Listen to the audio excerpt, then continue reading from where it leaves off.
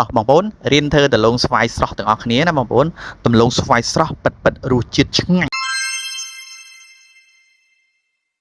សួស្តីបងប្អូនទាំងអស់គ្នាដែលមកកាន់ហាងកាហ្វេខ្មែរតាឌីតោះបងប្អូនយើងតាមដានវិធីធ្វើដំឡូងស្វាយស្រស់ទាំងអស់គ្នាបាទនេះគឺដំឡូងដែលយើងស្ងោរស្រស់ណាបងប្អូនយើងដាក់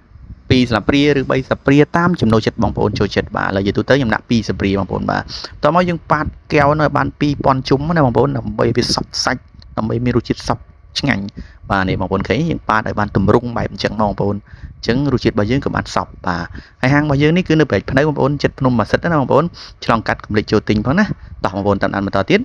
តោះមកយើងដាក់ដល់គោខាប់នេះយើងដាក់50 ml ឬក៏40 ml តាមចំណូលចិត្តរបស់យើងបាទថែមដោះគោស្រស់ក៏បានដោះគោឆៅក៏បានទឹកដោះអ្វីក៏បានដែរបងប្អូនឲ្យតែបងប្អូនចូលចិត្តទឹកដោះបាទតោះមកចាក់ចូលគ្នាមកបងប្អូនណាតោះមកយើងដាក់តែមេអំបៅបងប្អូនថែមតែមេអំបៅមកតែមេអំបៅយើងដាក់100 ml ណាបងប្អូនកូរវាបាន1000ជុំបងប្អូន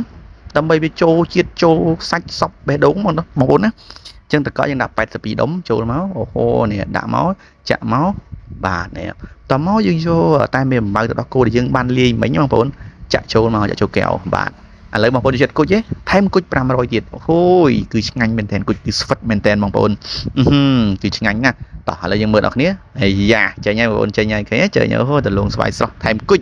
បាទអូហូយបងប្អូនអាចធ្វើនៅផ្ទះញ៉ាំក៏បានបើសិនជាបងប្អូនខ្ជិលធ្វើបងប្អូនមកទិញនៅហាងក៏បានដែរតម្លៃ4000រៀលថែមគុជ500ឬក៏1000រៀលតាមចំណូលចិត្តរបស់បងប្អូន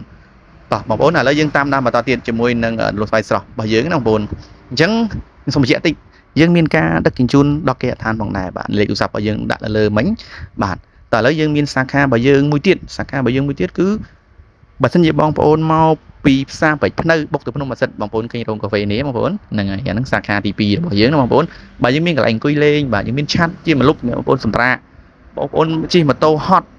ក្តៅបងប្អូនអាចដាក់1តយ2តយសិនបងប្អូនដើម្បីត្រជាក់ចិត្តត្រជាក់បេះដូងអាចធ្វើដំណើរតទៅមុខទៀតបានបងប្អូនណែឃើញទេបងប្អូនឃើញរូបរាងនៅក្នុងហាងកាហ្វេហ្នឹងកុំភ្លេចឲ្យសោះណាបងប្អូនចូលសាកផងណាបងប្អូនរសជាតិឆ្ងាញ់គឺជាប់ចិត្តជាប់បេះដូងបាទអរគុណច្រើន